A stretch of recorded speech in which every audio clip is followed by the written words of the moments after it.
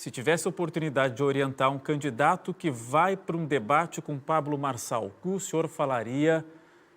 O que seria possível fazer para vencer Pablo Marçal num debate? Eu não vou nem citar qual, mas teve um dos candidatos, inclusive, que o pessoal do partido dele me perguntou. E eu fiz uma guia, mas ele provavelmente se achou mais preparado do que a guia que eu tinha indicado e ele resolveu ir por outro caminho. Então, eu não vou aqui citar nem para expor ninguém, que não é o objetivo. Quando você lida com um candidato como o Marçal, você precisa entender que a lógica não se faz presente da maneira com que você a entende. Não estou dizendo que é ilógico, estou dizendo que a lógica dele é diferente da sua. É só isso. Então você tem que se preparar para um debate sabendo que você vai falar de bicicleta e ele de chocolate e vai ser assim o debate todo, ok? Então, o que que você faz? Eu vi isso aí também lá em 2018.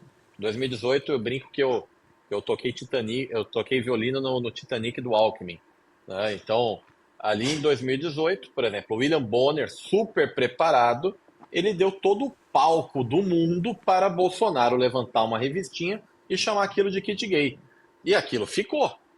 Agora eu vi, por exemplo, o Heródoto Barbeiro, outro dia, perguntar para o Pablo Marçal como ele fazia para sair de um lugar e chegar num bairro de uma periferia de São Paulo. E o Marçal vira para ele, e muito bem feito, inclusive, eu acho que o Marçal foi muito bem, e vira assim: olha, meu amigo, eu sou candidato a prefeito, não a motorista de ônibus.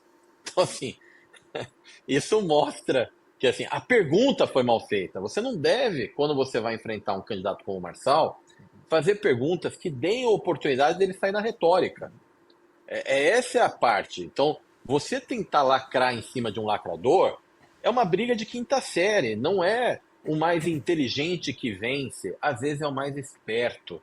É o que tem a sacada mais rápida. E aí tem uma questão. Os candidatos tradicionais não têm prática nisso. Então não devem entrar nessa questão. Uma coisa, se eu sou o Nunes, eu ia falar, olha, eu compreendo até que o Marçal tem, ele tem até boas ideias para São Paulo, mas a questão é que de prático, ele não sabe o que é cuidar de uma cidade que tem só de aluno que se alimenta diariamente na escola mais de 500 mil de crianças. Então, assim, nós não estamos falando aqui se a gente vai construir o prédio mais alto do mundo, não. Nós estamos falando como é que. São Paulo deve ser maior, deve ser pelo menos 1 milhão de alunos na rede pública de ensino na municipal. Como é que essas crianças vão comer? É disso que nós estamos falando. Que boa parte delas só tem alimentação na escola. Ou seja, é você trazer o lacrador para dentro da pauta da profundidade.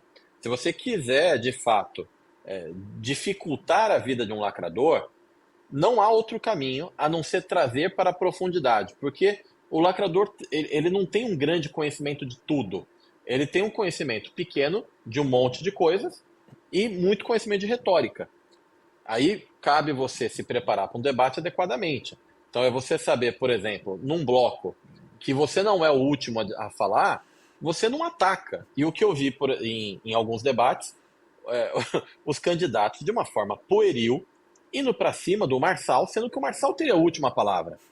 Isso, isso é assim, isso, do ponto de vista de marketing, é pueril, é falta de entendimento do que é um debate.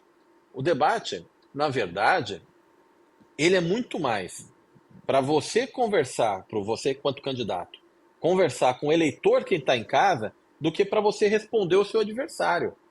O debate tem esse nome e ele leva a falsa percepção de que realmente o debate deve ser entre um e outro. Mas o que tem ali é um debate de ideias. E este debate deve ser direcionado ao eleitor, não ao adversário. O adversário te provoca, você responde muito rápido, em 15 segundos, desconsidera e fala o que você tem que falar com o eleitor. Este é o caminho para você fazer uma coisa dessa. É você não dar espaço para o corte. Aquela palhaçada, por exemplo, o Boulos querendo pegar a carteira de trabalho.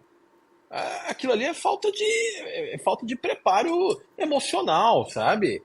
Como é que um candidato que quer ser o prefeito, e eu vou dizer novamente, eu não tenho candidato nessa eleição. Apesar de ser paulistano, eu não, eu vou até me abster, né? Eu vou estar fora, vou preferir não votar.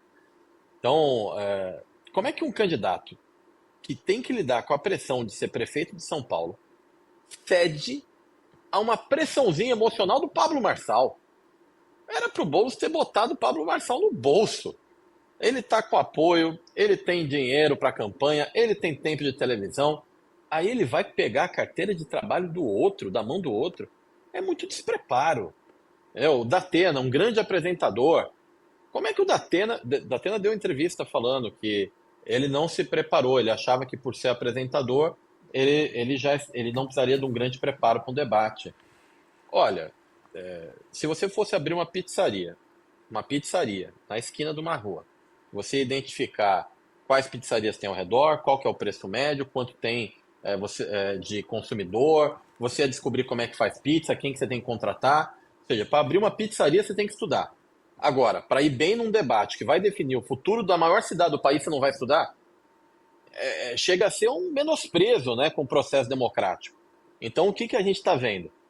O Marçal, vamos dizer assim, muito obcecado pelo processo democrático paulistano, e os outros candidatos parecendo que já tem uma faixa de ganhou na testa. Um porque tem a máquina, outro porque tem o apoio do Lula. E não é bem assim. Eleição, você tem que vencer esquina a esquina. Eu fiz já sei lá quantos processos eleitorais. Em São Paulo, trabalhei na campanha do Kassab quando ele foi prefeito. No Rio, do Marcelo Crivella contra o Freixo.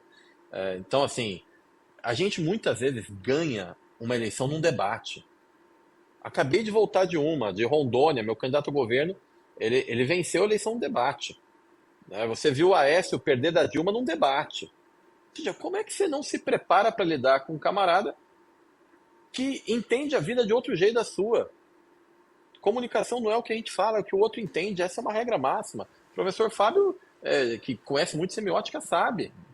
Você pode falar coisas horríveis que são horríveis para um grupo. Para o outro grupo, essas coisas são maravilhosas. E aí cabe Eu, você a saber o que falar em cada momento.